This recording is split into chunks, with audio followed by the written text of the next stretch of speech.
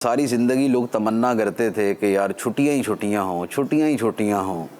अब हो गई हैं तो लोग कह रहे हैं या अल्लाह काम दे दे, अब हम काम पे जाना शुरू करें। तो इसके लिए एक वाक़या मैं अर्ज़ करता हूँ। बादशाह हारून रशीद एक मरतबा दरियाए दिजला की सैर के लिए निकला। तो एक बंदा दरिया के किनारे खड़ा था और उसने कहा, बादशाह सलामत, आप सैर करने तो जा ही रहे हैं तो मुझे भी साथ ले जाएं। मुझे बड़ा शौक़ है लेकिन मैं गरीब आदमी हूँ, जा नहीं सकता। बादशाह ने कहा चलो ठीक है। मेहरबान बादशाह था हारून रशीद, उसने उसको भी साथ ले लिया। अब वो जब कश्ती दरिया में गई और दरिया की मौजें चली और कश्ती थोड़ी सी दाएं बाएं हुई, तो वो जो पहली मर्तबा कश्ती में बैठा था उसने उछलना कूदना चीखें मारना शुरू कर दी, वो मर गया मर गया मर गया मर गया मर गया मर गया। अब बादशाह सैर करने निकला था, एंजॉयमेंट के लिए निकला था। उसने वो बड़ा एक नाराज़ हुआ कि यार ये क्या मुसीबत में अपने साथ लेके आ गया कि ये तो चीखना चिल्लाना शुरू कर दिया, हमारी तो सारी सैर का मज़ा किरकिरा कर दिया इसने। उसने वज़ीर से कहा कि यार ये क्या मुसीबत गले में डाल दी। उसने कहा नहीं बादशाह सलामत, कोई मसला नहीं, ये तो अभी सेट हो जाएगा। ठीक।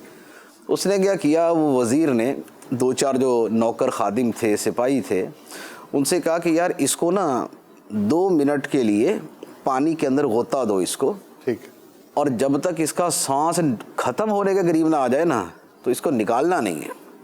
उन्होंने उसको गर्दन से पकड़ा, दरिया के अंदर गोता दिया।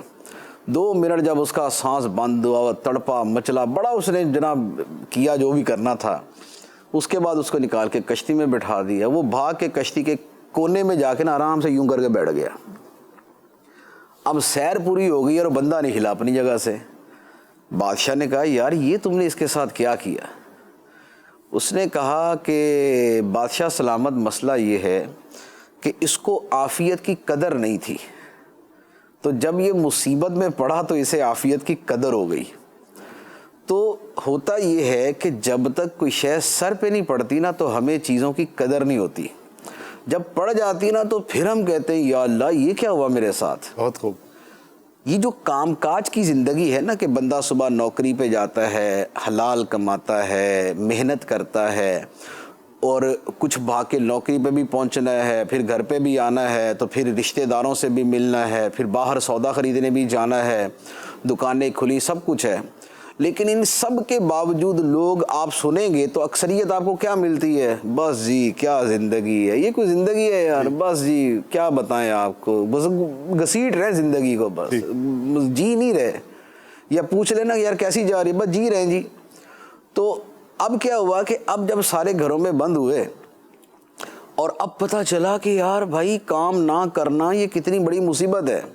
ये बाकी मसरूफियात जो हैं ये ज़िंदगी का हुस्न होती हैं। बंदा जो बाहर निकलता है, जो काम पे जाता है, जो कमाई करता है, जो और बाकी उसके ज़िंदगी के उमूर हैं वो सरंजाम देता है, ये खुदा की नेमत होती है। तो इनको बंद करके अब पता चला कि जनाब वो आफ़ियत थी या ये आफ़ियत है। इसीलिए बहुत से लोग जो बड़े छुट्टियों के ख्वाहिशमंद होते हैं ना, छुट्टियाँ ही छुट्टियाँ, छुट्टियाँ ही छुट्टियाँ, लेकिन जब हो जाती है ना तो डिप्रेशन का शिकार हो जाते हैं कि भाई अब क्या करें, अब तो काम ही कोई नहीं। तो इसलिए हमेशा से कोई ना कोई प्लानिंग करनी चाहिए कि बंदा अपने उस वक्त को कैसे गुजारे।